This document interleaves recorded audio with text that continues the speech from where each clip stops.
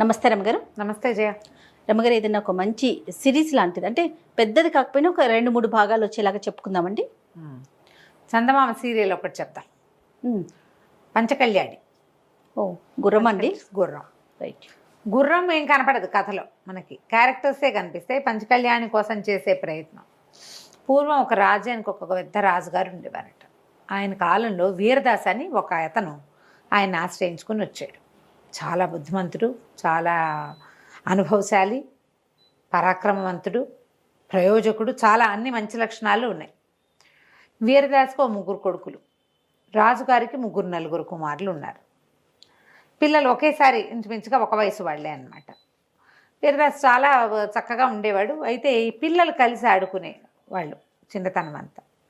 పిల్లలు పెరుగుతుంటే ఏమవుతుందంటే క్లాస్మేట్స్ లేదా ఏదైనా ప్లేమేట్స్ అనుకో, రాజుగారి పిల్లలకు ఒక ప్రత్యేకత, ఉద్యోగస్తుల పిల్లలకి కొంచెం తక్కువ ప్రత్యేకతలు ఉంటాయి. అవును, అంతేగా ప్రయారిటీస్ ఎక్కువ ఉంటాయి కదంటే కదా. వాళ్ళకి ఇచ్చే టాప్ ప్రయారిటీ వేరు, వీళ్ళకి ఇచ్చేది వేరు. అవును, ఆ తేడాలు తెలుస్తూ ఉండేవి. ఏదో చిన్నగా తగాదాలు అవుతూ ఉండేవి. పిల్లల తగాదాలని ఎప్పుడు నాన్నలు వాళ్ళు కల్పించుకునేవాళ్ళు కాదు. ఒకసారి నువ్వా నేనా అని ఒక స్పర్ధ వచ్చింది పిల్లల్లో. వీళ్ళు కొంచెం యువకులు అయ్యారు, మరి చిన్నపిల్లలు కాదు, పెద్దవాళ్ళే. 20, 25, 18 అలా, అదే 25 లోపు 18 పైన ఈ 3 కుమారులు రాజుగారి అబ్బాయిలతోటి స్పర్ధ పోరాడారు. ఈ పోరాటంలో ఏమైందంటే రాజుగారి కుమారుల్లో ఒకడు మరణించాడు. అయ్యో, గగ్గోలెత్తిపోయింది రాజ్యం అంతా. పిల్లల్ని తండ్రిని పట్టుకున్నారు. పట్టుకుంటే రాజు అన్నాడు, నేను ఈ పిల్లల విషయంలో ఇలా తప్పు పట్టలేకపోతున్నాను, కానీ నువ్వు ఒకటి ఆలోచించు. నా కుమారుల్లో ఒకరి మరణానికి కారణమైన నీ పిల్లల్ని వదిలేయాలా? ఇది ఆటగా మొదలై మరణానికి దారితీసింది. నేనేం చేయాలి ఇప్పుడు? సరే, ఒక పని చెయ్యి. నీకు అసాధ్యమైన ఒక పని చెప్తా. నీ కుమారులతో సహా వెళ్ళి దాన్ని సాధించుకురా. సాధించుకుని రాలేకపోతే నీకు మరణం తప్పదు, నీకు కుమారులకి కూడా. ఒకవేళ నువ్వు సాధించుకొస్తే నిన్ను నేనేం చేయను, అప్పుడు కూడా నేను నిన్నేం చేయను. కుమారులను మాత్రం దండించి తీరుతాను. సాధించుకొస్తే మిమ్మల్ని వదిలేస్తా. పిల్లల్నే పంపించచ్చు, కానీ అది పిల్లల వల్ల అయ్యే పని కాదు, నువ్వు కూడా చేయాలన్నాడు. సరే, పిల్లల 3 కుమారుల్ని కాపాడుకోవడానికి వీరదాసు అలాగే మహాప్రభు చేస్తానన్నాడు. అప్పుడు ఏం చెప్పారంటే, వీళ్ళకి కొంత దూరంలో ఉన్న శ్యామల నగరం అనే ఒక నగరం, ఒక రాజ్యం అది. ఆ శ్యామల నగరానికి ఒక బ్రహ్మాండమైన రాజు ఉన్నాడు. అతని దగ్గర ఒక పంచకళ్యాణి గుర్రం ఉంది. ప్రాణం ఒక ఎత్తుగా చూస్తాడట దాన్ని. సాధారణంగా ఆ రాజరికాల్లో ఏంటంటే గుర్రాలు, ఏనుగులు, ఎడ్లు, సాధనాలు, రథాలు, వాటికి ఒక ప్రత్యేకమైన స్థానం ఉంటుంది. చాలా ప్రత్యేకంగా చూసుకుంటారు వాటిని. ఇప్పుడు దీన్ని అటు ఇటు చేయటానికి వీల్లేదు. ఆ గుర్రాన్ని ప్రాణాలతోటి నాకు తెచ్చపచెప్పు, మిమ్మల్ని వదిలిపెడతానన్నాడు. గుండెల్లో రాయి పడింది వీరదాసుకి. శ్యామల నగరమే కట్టుదిట్టమైన నగరం. దాని రాజు చండశాసనుడు. ఆ గుర్రం అంటే అతనికి పంచప్రాణాలు. పైగా ఎవరు పడితే వాళ్ళు వెళ్ళి తీసుకొచ్చేయటానికి గుర్రాలు ఇష్టాని రాజ్యానికి రావు, అవి ఒప్పుకోవు. దాన్ని తేవటం ఎట్లా? అడిగితే ఇచ్చేది కాదు అది. అడిగితే మీ గౌరవాన్ని మాకు ఇవ్వండి అంటే ఇస్తారా ఎవరైనా? తీసుకురావాలి. సరే, ఒప్పుకున్నాడు. ఇక్కడున్నా మరణం తప్పదు. పోనీ ఏదో రాజద్రోహం చేసి చచ్చిపోయామన్న పేరు కంటే రాజుగారు చెప్పిన పని చేస్తూ చచ్చిపోయామంటే ఏదో కొంచెం పర్వాలేదు అనుకుని ఒప్పుకున్నాడు. రాజు అన్నాడు, నేను ఉట్టి చేతులతోటి పంపను అని చెప్పి 3 కుమారులకి తండ్రికి కలిపి 4 బరువైన మూటల బంగారు కాసులు ఇచ్చాడు. పట్టుకేళ్ళు, నీ సొంత ఖర్చు ఏం పెట్టుకోకర్లా, డబ్బు కూడా నేనే ఇస్తా, గుర్రాన్ని బట్టరా చాలు. సరే, ఆయన ఎందుకో అది పెట్టుకున్నాడో మనకు తెలియదు. ఒప్పుకున్నాడు. సరే, ఏం చేశారు? ఇంట్లో చెప్పేసి భార్యను వదిలిపెట్టి కుమారులు, వీరదాసు, 4 కలిసి బయలుదేరి వెళ్ళారు. వెళ్ళి శ్యామల నగరపు శివార్లలో ఉన్న ఒక పెద్ద దేవాలయ సముదాయంలోకి ప్రవేశించారు. ప్రవేశించాక అక్కడ ధర్మకర్త ఒక ఆయన ఉన్నాడు. అదేంటంటే దేవుడి మాన్యం. దేవాలయం అవతలకుండి వీళ్ళు వెళ్ళిన సముదాయాలు, భవన సముదాయం ఏంటంటే దేవుని మాన్యం. ఆ భగవంతుడి కోసం చేయబడుతున్నటువంటి వ్యవసాయ భూములు అవన్నీ. బస్తాల కొద్దీ చిట్టు, తవుడు, గడ్డి అవి ప్యాక్ చేసి ఉన్నాయి. ఆ దేవుడు మాన్యపు గడ్డి అదంతా కూడా రాజుగారి అశ్వశాలకి వాటికి తరలించబడుతుంది. అశ్వశాలకి గోశాలకి వెళ్తుంది. చాలా గ్రాండియర్ ఉంది అక్కడ. ఎన్ని బళ్ళున్నాయో, ఎంతమంది మనుషులు ఉన్నారో. సరే, ఇతను ఏం చేశాడు, ఆ దేవాలయం ధర్మకర్త దగ్గరుండి ఈ కమతం అంతా చూసుకుంటాడు. ధర్మకర్తను చూడబోతే సరే ఇతను చూసి, మంచి బలాఢ్యుడైన మనిషి, కుర్రాళ్ళు మంచి జవజవలాడుతూ ఉన్నారు. రాచరికంలో పెరిగిన వాళ్ళ పోకడలు వేరేగా ఉంటాయి. రాజుగారికి సమీపస్థలుగా పెరిగారు కదా, వీళ్ళని చూసి ఆయన చేతిలో ఉన్న బరువైన సంచి చూసి అదంతా దానమేనని అంచనా వేశాడు ధర్మకర్త. సరే, వీళ్ళకి ఇది చేయాలని మేము ఒక ముఖ్యమైన పని మీద వచ్చాం, మాకు మీరు ఆశ్రయం ఇవ్వండి, మా పని అయిపోయాక వెళ్ళిపోతామని చెప్పాక సరే ఆయన ఏమనుకున్నాడు, వీళ్ళు చూస్తే గ్రాండ్గా ఉన్నారు, ఈ వీరదాసు పేరు కూడా ఎప్పుడూ విన్నట్టుగానే ఉంది, రాజుగారి ఆంతరికుడు ఇతను బాగా అని. సరే, ఏం చేశాడు, ఆయన లోపల పిలిచాడు, వీళ్ళకి భోజనాధికాలన్నీ ఏర్పరిచాడు. కొంచెం శుభ్రంగా స్నానాలు చేసి తండ్రి కొడుకులు భోజనం చేశారు. పిల్లల్ని పడుకోమన్నాడు. కుమారులు నిద్రపోయాక ధర్మకర్తని దగ్గరికి పక్కకి తీసుకెళ్ళి జరిగిందంతా చెప్పేసాడు. ఇలా జరిగింది, నా పిల్లడి కుమారుల ప్రాణాలు మీ చేతుల్లో ఉన్నాయి, మేము రాజుగారి పంచకళ్యాణి గుర్రం తీసుకెళ్ళటానికే వచ్చాం అనగానే ఆయన నిర్ఘాంతపోయాడు. అమ్మో అన్నాడు. ఈ వీరదాస్ ఏం చేశాడు, ఈ బంగారపు మూట ఉంది కదా, ఇతను నవర్సుల మూట, కాసులు ఇచ్చాడు కదా రాజుగారు, ఆ కాసుల మూట ఎత్తి చేతిలో పెట్టాడు. మీకు ఇచ్చేస్తున్నా, ఇది మమ్మల్ని అశ్వశాలలో ప్రవేశపెట్టండి చాలు, మీరు ఇంకే సహాయము చేయక్కర్లా నాకు. తను చాలా ఆలోచించాడు ధర్మకర్త.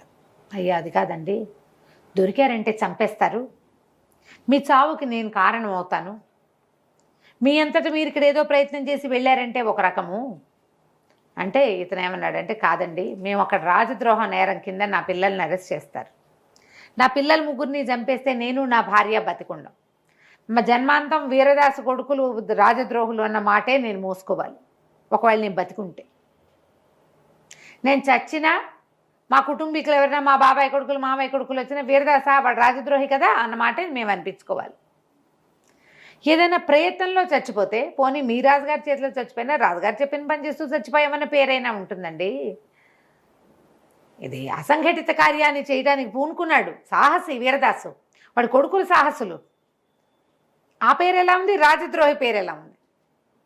కాబట్టి నేను ఇదే కోరుకుంటున్నాను, దయచేసి ఈ డబ్బు ఉంచుకోండి మీ దగ్గర, మీరు మమ్మల్ని ప్రవేశపెట్టండి. అంటే ఆయన బాగా ఆలోచించామన్నాడంటే, మీరు నన్ను నమ్మి ఇంత మాట చెప్పారు, ఇంకొకళ్ళు అయితే మిమ్మల్ని ఇక్కడే అరెస్ట్ చేయించేవాళ్ళు, కానీ ఇది భగవంతుడి మాన్యం, దేవుడికి ఒక మాన్యంలో జరిగే వ్యవహారాలు ఏవి కారణం లేకుండా జరగవని నమ్ముతాను నేను. చిట్టు తవుడు రోజు చిట్టు పొట్టు వెళ్తాయి ఇక్కడి నుంచి, ఆ చిట్టు బస్తాల్లో కూర్చోబెట్టి మిమ్మల్ని గోతం కుట్టేసి ఆ బళ్ళ మీద వేసేస్తాం. ఇవి అశ్వశాలకే వెళ్తాయి, రేపు ఉదయం వెళ్ళబోతున్నాయి బళ్ళు, చాలా బళ్ళు అందుకే ఉన్నాయి.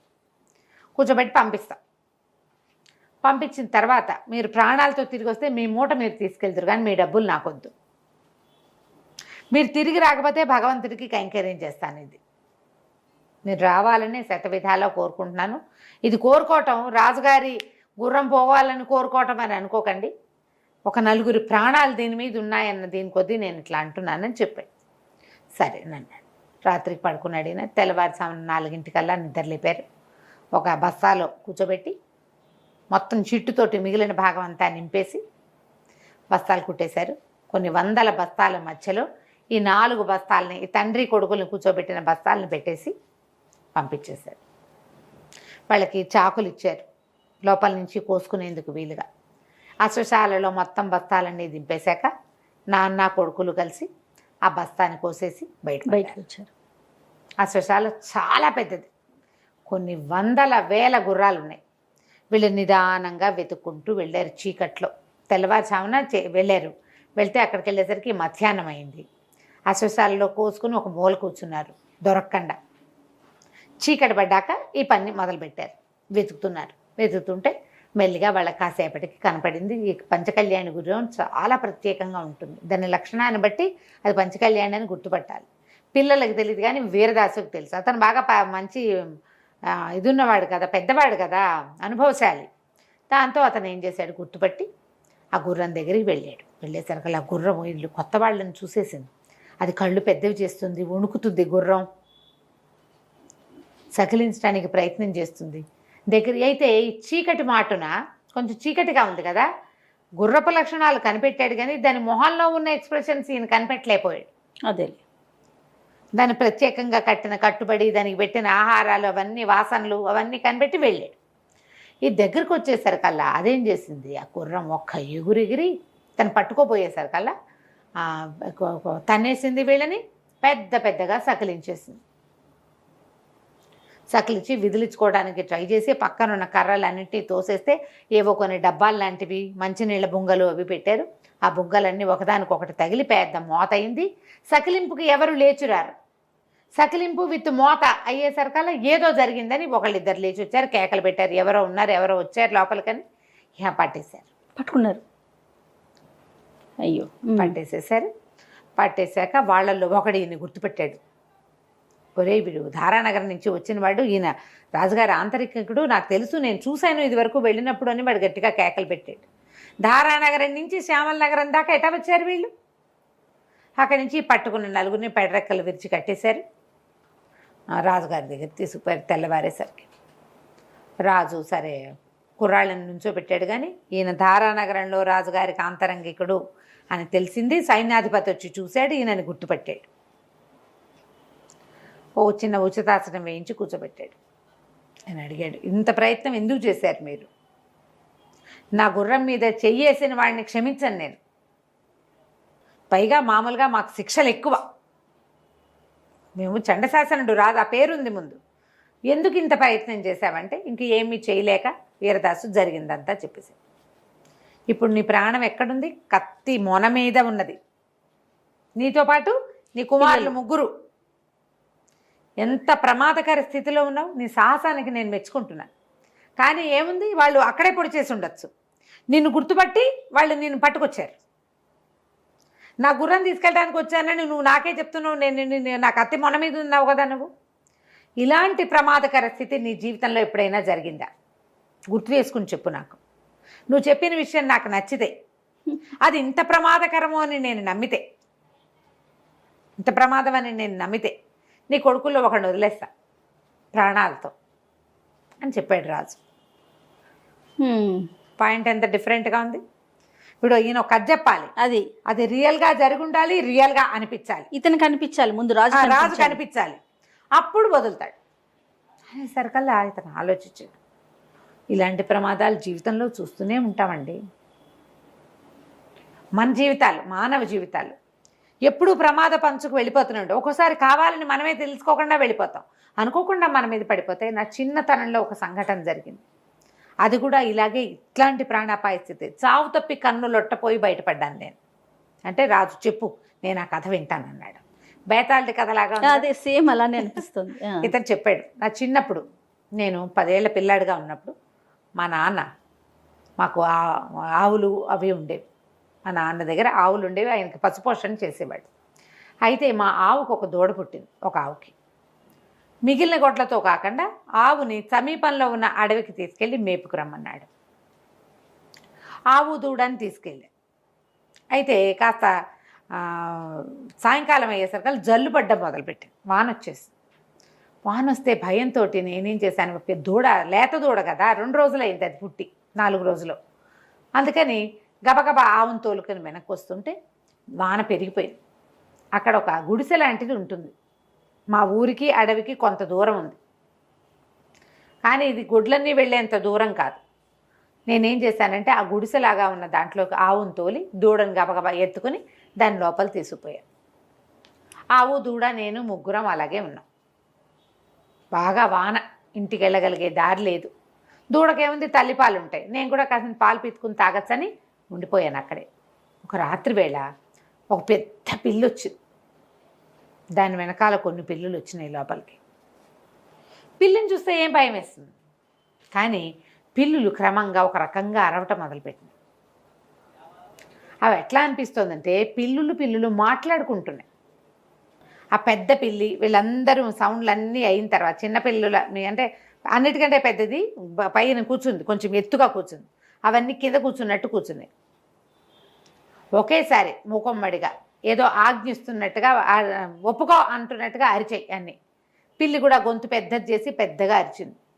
నేను చూస్తూనే ఉన్నా. చూస్తూ ఉండగానే మొత్తం పిల్లులన్నీ ఎగిరి దూకి ఆవు దూడ మీద పడిపోయినాయి.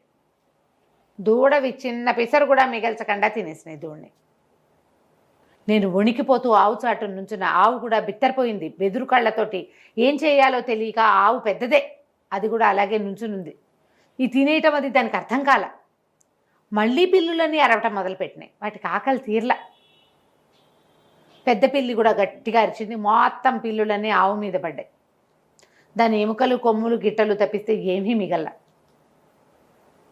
నేను ఆ గుడిసెలో ఒక మూలకి దూరి కూర్చున్నాను. ఏం చేయాలో తెలియట్లా.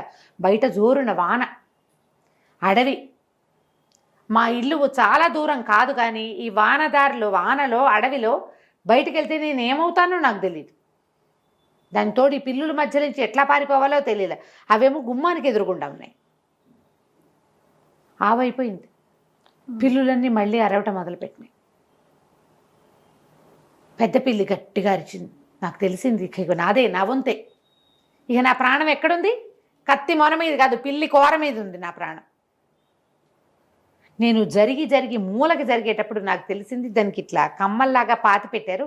ఆ కమ్మల మధ్యలో నా వీపు ఇరుక్కుంది. అంటే నేను పడతానన్నమాట అందులో. నేను ఇంకా కొంచెం కమ్మలు తోసేసి గబుక్కున ఒక్క ఉదుటన బయటకు వచ్చేసాను అందులో ఇంచి, గుడిసెలోంచి. ఊరు వైపు కాకుండా రెండో వైపుకు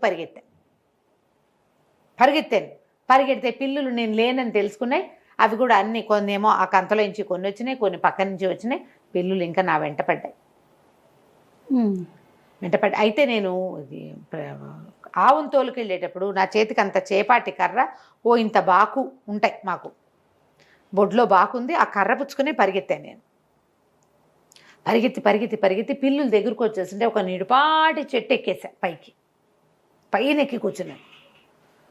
ఒక్కో పిల్లి ఎక్కటం మొదలుపెట్టాయి. దగ్గరకు వచ్చిన పిల్లిని దగ్గరకు వచ్చినట్టుగా 3-4 పిల్లుల్ని కర్రతో కొట్టేసా, బాకుతో పొడిచేసాను నేను. పిల్లులు కింద పడిపోయాయి. అక్కడి నుంచి పిల్లులన్నీ చెట్టు చుట్టూతా చేరి నిలబడి ఉన్నాయి కింద. కొన్ని పోయినాయి, 3 పోయినాయి. 2-3 కొట్టేశాను. మిగిలినవి అక్కడి నుంచి నరవటం మొదలుపెట్టినాయి. ఆ వాన, ఆ చెట్ల మీద దిక్కులేని పరిస్థితుల్లో చచ్చిపోయిన ఆవు దూడ కంటి ముందు కదులుతూనే నా చావు అట్లా కనపడుతోంది నాకు.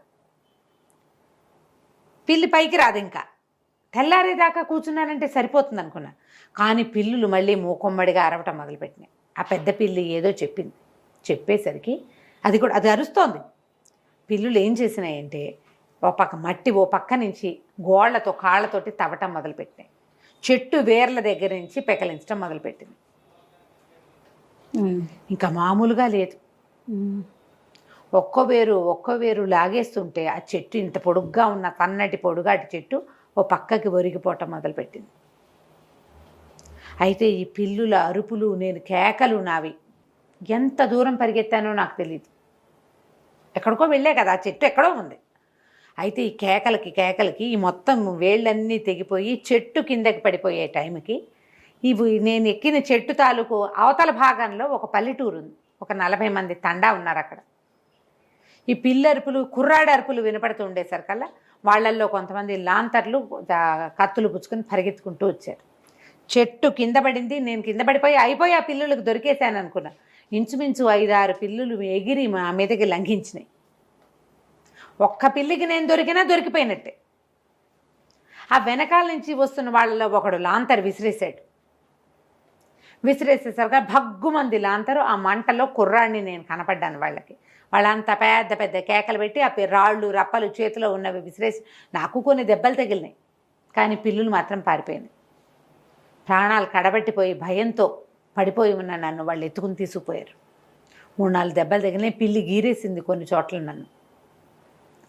ఆ దెబ్బలు మాన్పి తెల్లవారిపోతూనే మందు రాసి మా ఇంటికి చేర్చారు. ఇది నాకు 10 ఏళ్ల లోపల జరిగింది ఈ సంఘటన. 10 ఏళ్ల పిల్లాడప్పుడే ఇలాంటి చావు కొస మీద ఉండటం ఏమిటో నేను అనుభవించాను అన్నాడు. రాజు ఆశ్చర్యపోయాడు. ఎంత ప్రమాదకర సంఘటన! నువ్వెంత ధైర్యశాలివి!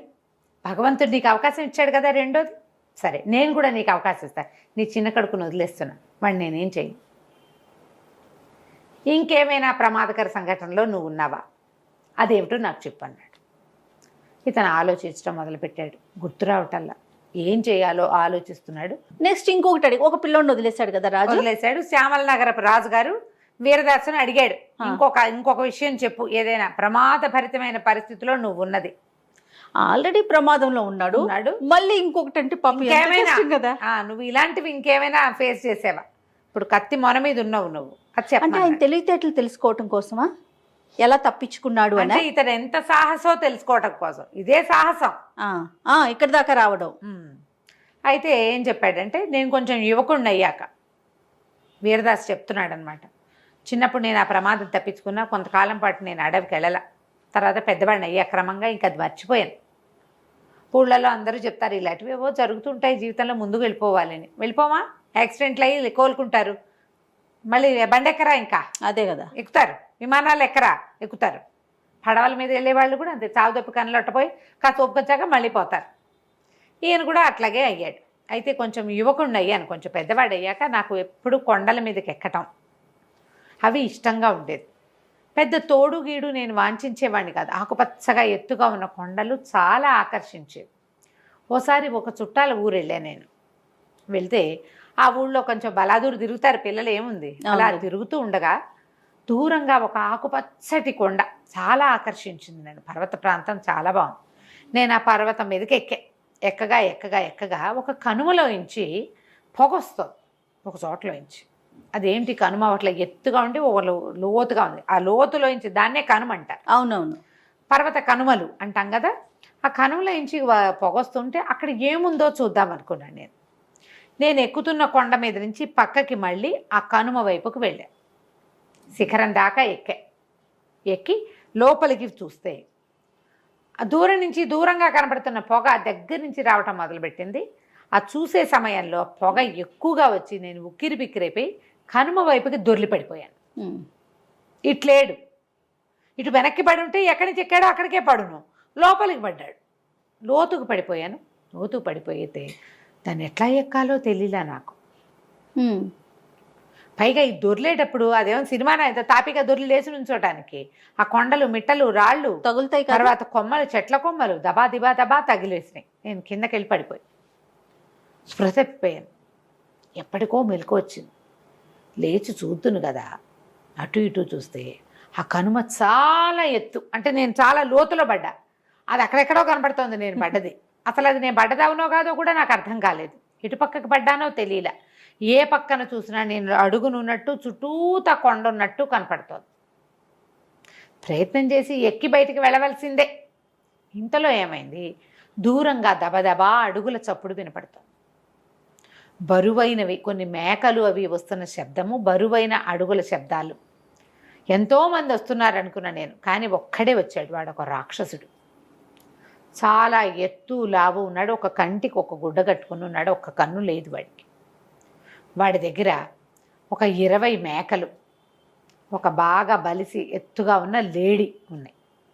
అన్నిటికీ మెడల్లో తాళ్ళు పట్టుకుని, మెడల్లో తాళ్ళు కట్టి తీసుకొస్తున్నాడు.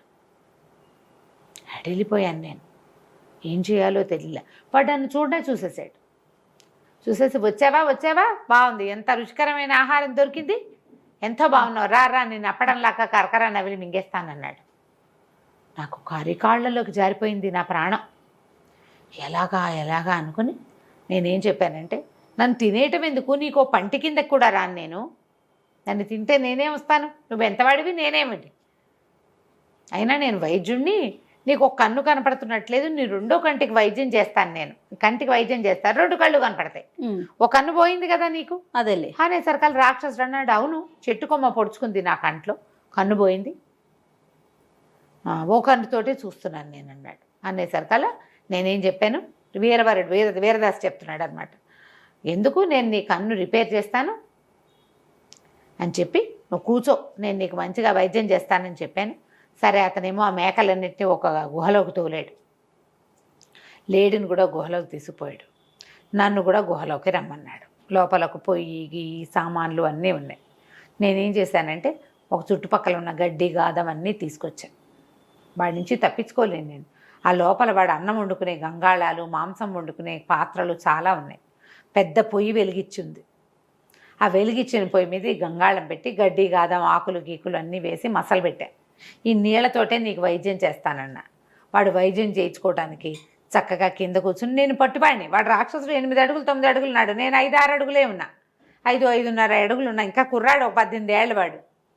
వాడు కింద కూర్చుని నాకు కంట్లో మందేయించుకోవటం కోసం రెడీగా కూర్చున్నాడు.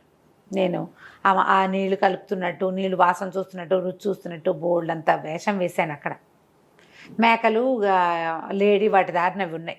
వీడు తప్పిస్తే ఇంకెవ్వరూ లేరు. నేనేం చేశానంటే ఆ వేడి నీళ్ళలో కంటికి ఆవిరి పెడుతున్నట్టుగా నటించి నా దగ్గరున్న చిన్న బాకుతోటి 2వ కన్ను కూడా పొడిచేసేవాడిది. పొడిచేసరికల్లా పెద్ద పెద్ద కేకలు పెట్టేశాడు రాక్షసుడు. ఊరి దుర్మార్గుడా, నిన్ను నమ్మితే ఓ కన్ను లేని వాడిని 2వ కన్ను కూడా లేకుండా చేసావా, నేను చంపేస్తానని చేతులు విసిరాడు. నేను అందలేదు, గుహలోంచి పారిపోబోయాను.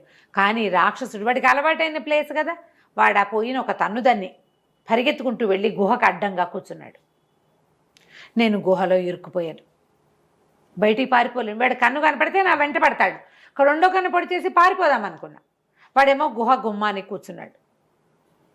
నేనేం చేయను, ఆ మేకల వెనకాల నక్కి కూర్చున్నాను. అక్కడ ఏవీ తినటానికి లేవు, తిండి లేదు, తిప్పలు లేవు. రాత్రంతా ఉన్నాను అలాగే. వాడు అలాగే కూర్చున్నాడు. వాడు కూర్చుని ఉన్నాడు. తెల్లవారింది.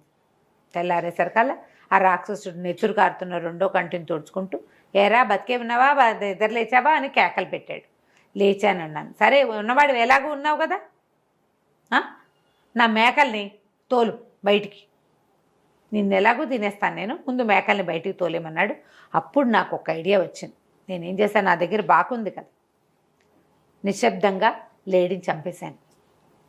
చంపేసి ఈ మెల్లిగా దాన్ని తోలు వచ్చేసాను. ఎలాంటి పని చూడదు. అక్కడి నుంచి మేకల్ని వదలమన్నా కదా అని గదమాయించాడు నన్ను. గదమాయించగానే నేనేం చేశాను, ఒక్కో మేకని వదలటం మొదలుపెట్టాను. ఓ మేకను వదిలిపెట్టాను. మొదటి మేక అది ఎగురుకుంటూ గుహం వైపుకి వెళ్ళింది. గుమ్మం వైపుకి వెళ్ళంగానే ఈ రాక్షసుడి దగ్గరికి వస్తున్న దాన్ని ఇట్లా గట్టిగా కావలించుకున్నాడు. కావలించుకుని, తెల్ల మేక నువ్వేగా, నువ్వు నన్ను చూడలేవు, నేను నిన్ను చూడలేను, కానీ నువ్వు నన్ను చూడగలవు కదా, బాగున్నావు కదా, సరే వెళ్ళన్నాడు. వీడు మేకల్ని వాటిని ఏం చేయలేదని నమ్మకానికి అనమాట మేకను వదిలిపెట్టాడు. నేను ఈ లోపల లేడి తోలు వలుస్తూనే, లేడేమిటి దాన్ని నోరు కట్టేసి చంపేశాడు. అది అరవడానికి వీల్లేదు. మేకలు మామూలుగా మేమే అంటాయి, వాటికి చంపటాలు నరకటాలు ఏమి అర్థమై చావు, మామూలుగా ఉంటాయి. 20 మేకల్ని ఒక్కో మేకని 5 నిమిషాల గ్యాప్లో వదిలిపెడుతూ ఆ సమయం మొత్తంలో లేడి చర్మాన్ని మొత్తాన్ని ఒలిచేశాను. మాంసాన్ని పక్కకు తోసేసి ఆ లేడి చర్మాన్ని కప్పుకుని, నా లేడిని కూడా వదిలిపెట్టేయి అన్నాడు. ఆ చర్మాన్ని కప్పుకుని నేను వెళ్ళిపోయాను బయటికి. వాడు అన్ని మేకల్ని కావలించుకుని ప్రతిదాన్ని కొమ్ములు సవరించి దాని పేరు పెట్టి పిలుస్తూ దాన్ని వదిలిపెట్టాడు. ఈ లేడిని కూడా కావలించుకున్నాడు.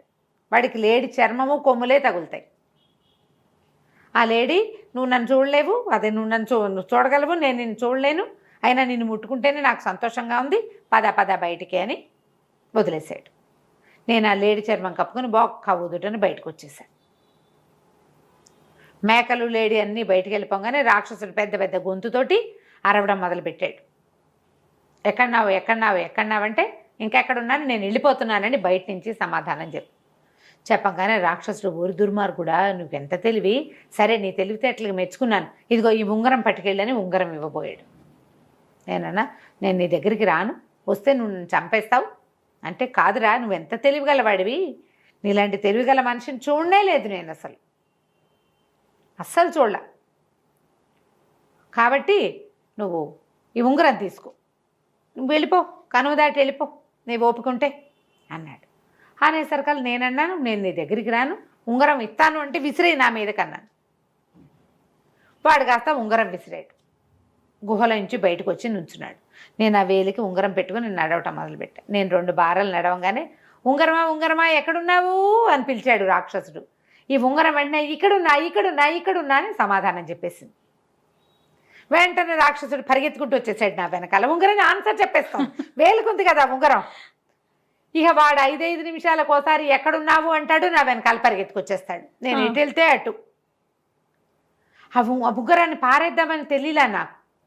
చాలాసేపటికి ఈ కొండ ఎక్కగా నాకు అక్కడ ఒక పెద్ద చెరువు లాంటిది కనపడింది.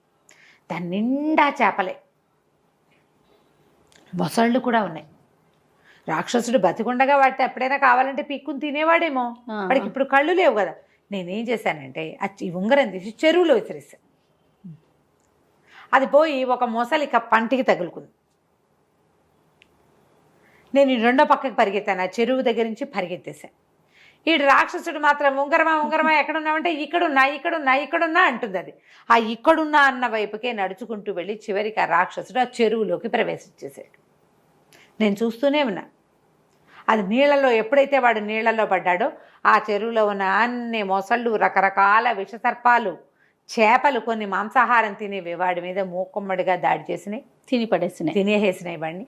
ఆ మేకలు ఎటుపోయినాయో నాకు తెలీదు. నేను మెల్లిగా ఆ కనుమని 2 రోజులు 3 రోజులు పట్టింది ఎక్కడానికి.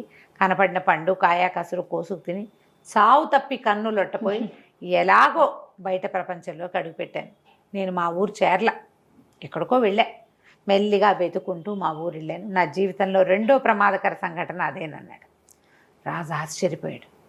ఊళ్ళల్లో ఇలా జరుగుతాయి, కొండల్లో ఎన్ని ప్రమాదాలు ఉంటాయో. ఎంత అద్భుతమైన విషయం చెప్పావు.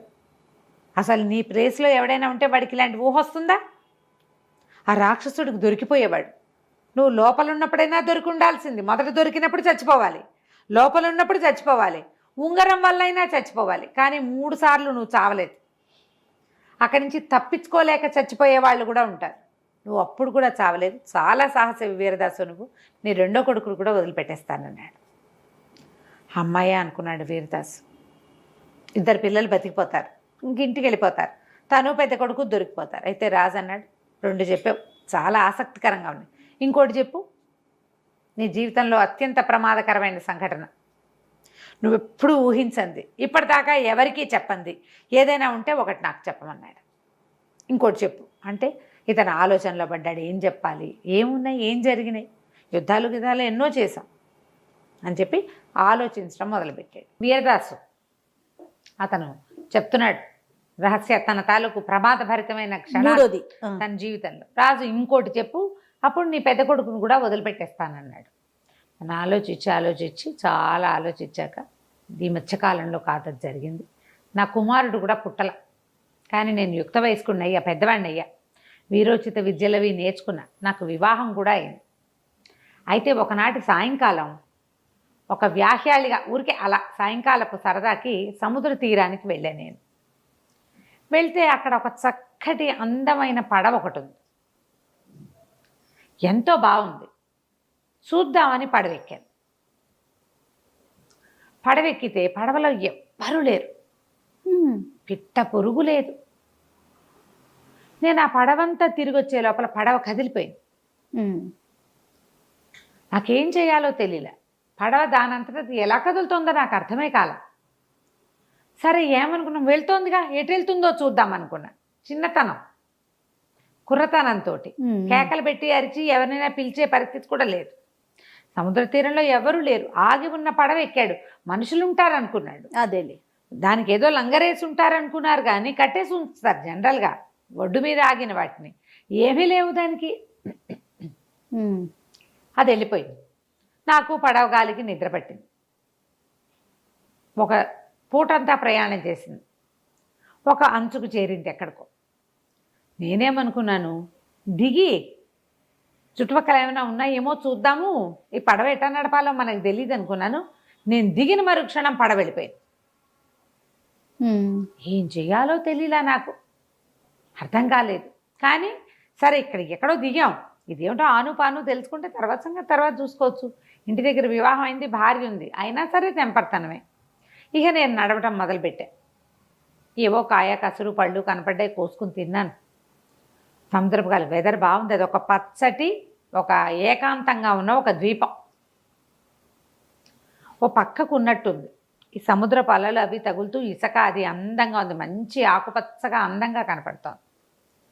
నడుస్తూ వెళ్ళి ఇక ఎక్కడికి నడవాలో తెలియక, మనుషులు ఎవ్వరూ కనపడక ఓ చెట్టు ఎక్కి కూర్చున్నాను.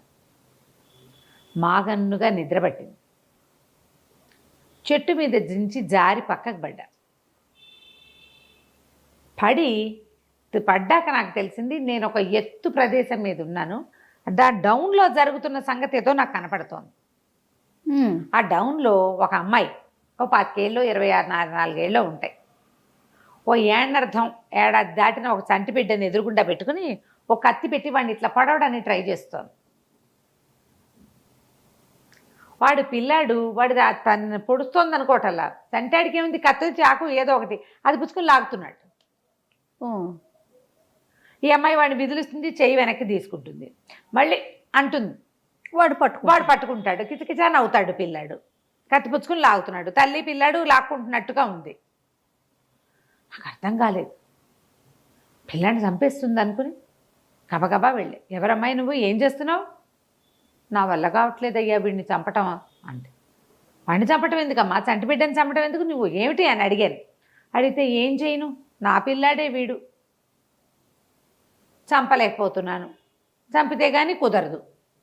చంపటం ఏమిటి, ఇక్కడ ఎవ్వరూ లేరు, నువ్వు అసలు ఎట్టా వచ్చావు, నేను అదేదో దిక్కుమాల పడవెక్కి వచ్చాను, ఎవరు పిట్ట పురుగు లేని చోట శుభ్రంగా ఉన్నావు, చిన్నపిల్లలే ఉన్నావు, నువ్వేమిటి ఈ చంటి పిల్లాడేమిటి, వాడిని చంపటం ఏమిటి నువ్వు అంటే, ఏం చేయను నాయనా, వీడిని వండి రాక్షసుడికి అన్నం పెట్టాలి, నేను పొయ్యి మీద గంగాళం కూడా పెట్టొచ్చాను, వీడిని చంపి అందులో పడేయాలి అనగా నిర్ఘాంతపడి, రాక్షసుడు ఉన్నాడా, పసిబిడ్డని చంపి వాడికి పెడతావా అని అడిగాను. అడిగితే పెట్టాలి, నేనేమో తెలియక సముద్ర తీరాన పిల్లాడిని కాసేపు ఆడించడానికి తీసుకొచ్చాను, తీసుకొచ్చేసరికల్లా అక్కడ ఏదో పడవ కనిపిస్తే పిల్లాడి చేతులు ఆడిస్తున్నాడని ఊరికే పడవ ఎక్కి చూపిద్దామని ఎక్కంగానే అది కదిలి వచ్చేసింది, కేకలు పెట్టినా ఎవరూ పలకలేదు, అది లాక్కొని వచ్చి తీసుకొచ్చి ఈ ద్వీపంలో దింపింది. ఏం చేయను మరి, పిల్లాడు ఉన్నాడా, నాకు తిండి తిప్పలవాడు, నా పాలు తాగినా నేను ఏదో ఒకటి తినాలి కదా, ఏడాది దాటిన పిల్లాడు, వాడికి తిండి కావాలి, కొన్ని తల్లిపాలున్నా తల్లికి తిండి కావాలి కదా. దిగాను, అంతా వెతికేసరికల్లా ఇక్కడ ఒక రాక్షసుడికి దొరికిపోయాను, వాడికి ఏమైనా వండి పెట్టాలి, వంట చేసి పెడుతున్నాను, పిల్లాన్ని చంపి పెడతావా పెట్టవా అంటున్నాడు, చంపి పెడతానన్నాను, ఆ పెడతానంటే వీడిని చంపలేకపోతున్నాను పసిపిల్లాడిని అని వలవలా ఏడ్చింది. ఏడవంగానే నన్ను ఏం చేసావంటే, నేనేం చేయను, వాడు పొయ్యి వెలిగించి దాని మీద గంగాళం ఎక్కించి పెట్టాడు, గంగాళంలో నీళ్లు నేనే పోసొచ్చాను, చంపేసి పిల్లాడిని అందులో కూర్చోబెట్టాలి. సరే పద ముందు అక్కడికి వెళ్దామని చెప్పి ఆ చంటి పిల్లాడిని తల్లిని పుచ్చుకుని ఆ గంగాళం దగ్గరికి వెళ్ళాను. వెళ్ళేసరికల్లా అక్కడికి గంగాళం కింద మంట పెట్టి నీళ్లు మా సలసల్లాడిపోతాయేమని మంట అమ్మాయి చిన్నది చేస్తోంది, వాడు వచ్చి పెద్దది చేస్తున్నట్టు రాక్షసుడు. మంట పెరిగితే ఇంత పెద్ద గంగాళం అది మరగాలి కదా. సరే ఇదేం చేశాడు, దగ్గరికి వెళ్ళి చూసేసరికల్లా రాక్షసుడు ఇంకా దగ్గర లేడు. గంగాళం నేనేం చేశాను, మంట కొంచెం చిన్నది చేసి పిల్లాడిని అవతల ఎక్కడైనా దాచేయి గంగాళంలో పెట్టానని చెప్పు అని పోయి నేను గంగాళంలో కూర్చున్నాను. ఆ గంగాళంలో వీరవరాశ ఎక్కి కూర్చున్నాడు, గంగాళం మీద మూత వేసుకుని లోపల కూర్చున్నాడు. ఏదో కాస్త వేడిగా ఉంటుంది అంతే కదా, సన్న మంట, ఆ గంగాళం ఇత్తడితే అది వేడెక్కాలి కదా. సరే ఇతను ఏం చేశాడు, కింద 2 చెక్కముక్కలు చెట్టు కొమ్మలు విరిచి గంగాళంలో పడేసి అందులో కూర్చున్నాడు. కూర్చునేసరికల్లా రాక్షసుడు వచ్చాడు ఇందులోకి. చంపేశావా అని అడిగాడు. చంపాను, ఇందులో పడేశాను అంతే. సరే అని వాడు వచ్చి దగ్గర కూర్చుని మంట పెట్టడం మొదలుపెట్టాడు. దగ్గర కూర్చుని మంట పెడితే కాలదు. ఈ అమ్మాయికి ఏం చేయాలో తెలియదు, అమ్మాయి అటు ఇటు తిరుగుతుంది, దానికి ఏం చేయాలో తెలియట్లా. నేనేమో గంగాళంలో ఉన్నాను, క్రమంగా నీళ్లు వేడెక్కి కాళ్ళు కాలిపోవటం మొదలుపెట్టినాయి. 2 చెట్ల కొమ్మలు వేసాడు, ఎంతసేపు కాస్తాయి అవి, అదే కదా, వేడికి మెల్లిగా వేడెక్కిపోతాయి కదా. అయితే ఇంతలో ఏమైంది, రాక్షసుడు కొద్దిగా వాడికి ఆ పొయ్యి పక్కన కూర్చున్నాడు కదా, మాగన్నుగా నిద్ర పట్టింది. వాడు ఎప్పుడైతే నిద్ర పట్టిందో ఈ అమ్మాయి గబుక్కన గంగాళం మూత తీసింది. పడుకున్నాడు, లేచి వచ్చేయమని ఆ కాలిపోతున్న గంగాళం నుంచి ఎట్టాగొట్టా బయటపడ్డాను నేను. బయటపడేసి చూస్తే వాడేమో నిద్రపోతున్నాడు. ఈ అమ్మాయి పిల్లాన్ని ఎత్తుకుని పక్కన నుంచింది. ఏం చెయ్యాలి మాకు తెలియదు, ఎలా బయటపడాలి, ఎట్లా బయటపడాలో తెలీదు, ఎటు వెళ్తే వాడు ఏం చేస్తాడో తెలియదు. సరే ఇంతకీ ఏం చేసాం, ఈ లోపల అమ్మాయి ఆ మోతలున్న బల్లెని చూపించింది. ఆ బల్లెని చూపించి ఈ రాక్షసుడిని ఏదైనా చేయమని సైగ చేసింది. నేను అటు వెళ్ళి ఆ బల్లెని తీసుకొచ్చుకున్నా. రాక్షసుడు గాఢంగా నిద్రపోతున్నాడు. మొదట మాగన్నుగా పట్టింది నిద్ర, ఒళ్ళెరక్కండా పడుకున్నాడు. వాడు అన్నం తిండి తయారవుతోంది, నరమాంసం తినచ్చు అన్న ఉద్దేశంతో ప్రశాంతంగా పడుకున్నాడు. సరే నేను అటు ఇటు చూసి ఇంకెవరైనా ఉన్నారా ఏమిటి అమ్మాయిని అడిగా. ఎవరు లేరు, అక్కడ ఒక్క రాక్షసుడే ఉన్నాడు. ఆ పడవ వాడిదే. అదే ఇట్లా పిచ్చి మొహాల్లో ఉన్న మనుషుల్ని తీసుకొస్తుంది, దానికి వేరే దారి లేదు. ఆ పడవ నుంచి పడవ తప్ప దానికి రెండో దారి లేదు. అది రోజు లేదా కొన్ని వారానికి ఒక రోజు అక్కడికి వస్తుంది. నిర్ణీత సమయం తర్వాత నడిచి వచ్చేస్తుంది, మళ్ళీ వెళ్తుంది. మళ్ళీ వస్తుంటా పడవ అట్లా తిరుగుతుంటుంది. ఏ పిచ్చి విధమైన అందులో ఎక్కితే అది ఇక్కడికి వచ్చేస్తుంది. అట్లా ఆ అమ్మాయి వచ్చింది. 3 రోజులు తిరిగేసరికి, వారం తిరిగేసరికి నేను కూడా వచ్చాను. సరే ఆ బల్లెని తీసుకున్నాను. అలాగా ఇటు పక్క నుంచి నిలబడి ఆ రాక్షసుడి తలలో నుంచి, మొహం మీద నుంచి నేలలోకి పాతుకుపోయేలాగా ఆ బల్లెని వేసి గుచ్చేశాను. రాక్షసుడి మొహం నేలకి తాపటం వాడు కళ్ళు తెరిచి కూడా నన్ను చూడలేకపోయాడు. గిలగిలా కొట్టుకుని మరణించాడు. సరే అక్కడే ఉన్న బేబో కాయ కసురు ఆ అమ్మాయి వంట చేసుకుంటోంది. కాస్త అన్నం పెట్టింది నాకు. పిల్లాడిని ఎత్తుకుని ఉంచుంది. ఏం చేయాలి మేము సముద్ర తీరం వైపుకు వెళ్ళిపోయాం ఇద్దరం కలిసి. చూద్దాం ఏం జరుగుతుందని. విచిత్రంగా మమ్మల్ని ఇద్దరినీ అక్కడికి తీసుకొచ్చిన పడవ రెడీగా నుంచుంది అక్కడ. అదేం చేస్తుంది, ముందు మనుషులు తిరిగే తీరం వైపుకి వెళ్తుంది. అది అక్కడ ఎవడైనా ఎక్కితే తీసుకొచ్చేస్తుంది. ఎవరు ఎక్కకపోయినా సరే దాని టైం అయ్యాక దాని అంతటా అది వచ్చేస్తుంది. అలా అలవాటుగా తిరుగుతోంది అనమాట. షట్లింగ్ చేస్తుంది అది. గభాలను మేమిద్దరం ఆ పడవలోకి ఎక్కేసాం. ఆ అమ్మాయి చంటి బిడ్డని ఎత్తుకుని వచ్చేసింది. ఇద్దరం ఎక్కాం. సముద్ర తీరంలో దిగాం. ఆ అమ్మాయి పిల్లాన్ని ఎత్తుకుని వెళ్ళొస్తానని చెప్పి వెళ్ళిపోయింది. ఆ అమ్మాయి ఎవరో కూడా నాకు తెలియదు. పిల్లాడు మాత్రం ముద్దులు మూటకట్టే పిల్లవాడు ఏడాది దాటిన వాడు. నేను ఇంటికి వచ్చాను. ఆ తర్వాత మా నాన్నతోటి ఇవన్నీ చెప్తే ఇట్లాంటి ప్రమాదాల జోలికి వెళ్ళొద్దు, ఈసారి తప్పించుకున్నావు, ప్రతిసారి నీకు భగవంతుడు అవకాశం ఇవ్వడన్నాడు అని చెప్పేసరికల్లా ఈ రాజుగారు ఒక కుర్చీలో కూర్చొని మాట్లాడుతున్నారు కదా, రాజు వీరదాసు. రాజుగారి కుర్చీ వెనకాల నుంచి ఒక నడివయసు ఆవిడ వచ్చింది. వీరదాసు బాగున్నావా, నువ్వు రక్షించిన పిల్లాడు వీడే అని రాజు చూపించింది. అబ్బా చూపించి, మరి నాయన వాళ్ళ నా ప్రాణాల రాక్షసుడి దగ్గర నుంచి నిన్ను నన్ను రక్షించిన వాడు ఇతనే, ఆ పడవలో తీసుకొచ్చి వదిలిపెట్టాడు, ఆ రాక్షసుడిని చంపి నిన్ను రక్షించాడు అని చెప్పి చాలా సంతోషించింది. సూపర్. రాజు ఆశ్చర్యపోయాడు. నేను ఈ కథని మా అమ్మ దగ్గర కొన్ని వేల సార్లు విన్నా, కానీ ఇలాంటివి ఎప్పుడైనా జరుగుతాయా అని చాలా ఆశ్చర్యపోయాను. ఇది నిజంగానే జరిగిందని నేను ఇవాళ నిజంగా నమ్ముతున్నా. మా అమ్మ చెప్తే నిజమే, కానీ ఎక్కడో ఒక అపనమ్మకం ఉండేది. నీకు వచ్చిన ప్రమాదాలు విచిత్రమైనవి, కానీ నువ్వు ఎంత ధైర్యంగా వాటిలో నుంచి బయటపడ్డావు. చాకచక్యంగా మీ అబ్బాయిని వదిలిపెట్టేస్తున్నా. నీ ప్రమాదాన్ని నమ్మాను నేను. తర్వాత నిన్ను కూడా నమ్ముతున్నా. నీ వల్లే ఇవాళ నేను రాజుగా ఉన్నా ప్రాణాలతో. ఇవాళ నీ సాహసం కూడా నాకు చాలా నచ్చింది. నీ 3 కుమారులను కాపాడుకోవటం కోసం నువ్వు ఇంత పని చేయటానికి, ప్రాణానికి ఇదయ్యి నలుగురు చచ్చిపోవడానికి కూడా సిద్ధపడి, రాజద్రోహ నేరం కాకుండా ఏదో రాజాజ్ఞ నెరవేరుస్తూ చచ్చిపోవడానికి సిద్ధపడిన నీ సాహసం నాకు ఎంతో నచ్చింది. నా పంచకళ్యాణి నీదే, పట్టుకెళ్ళిపో. నా దగ్గర ఎన్నో అనేకమైన అమూల్యమైన రత్నాలు ఉన్నాయి మా ఖజానాలో. కొన్ని రత్నాలను కూడా నీకు ఇస్తానని బోల్డంత డబ్బు, వజ్రాలు, వైఢూర్యాలు, రత్నాలు అమూల్యమైనవి ఇచ్చి అతన్ని పంచకళ్యాణితో సహా పంపించాడు. ఈ నగరం నుంచి మళ్ళీ అక్కడికి వెళ్ళిపోయారు. సొంత ఊరికి వెళ్ళేసరికి ధారానగరానికి రాజుగారు చాలా సంతోషించి, ఇలాంటి సాహసం ఉండాలి, పిల్లల తగాదాల వల్ల ఇలాంటి ప్రమాదం వచ్చింది, ఇక ముందు ఇలాంటి ప్రమాదాలు రాకుండా చూసుకుందాము, నువ్వే నా ఆంతరంగిక సలహాదారుగా ఉండుగానని చెప్పేసి ఆ పంచకళ్యాణిని ఉంచుకుని ఇతన్ని కూడా తన కుమారులతో సహా తన ఆస్థానంలోనే మళ్ళీ అట్టు పెట్టుకున్నాడు. కథ కంచికి మనం ఇంటికి.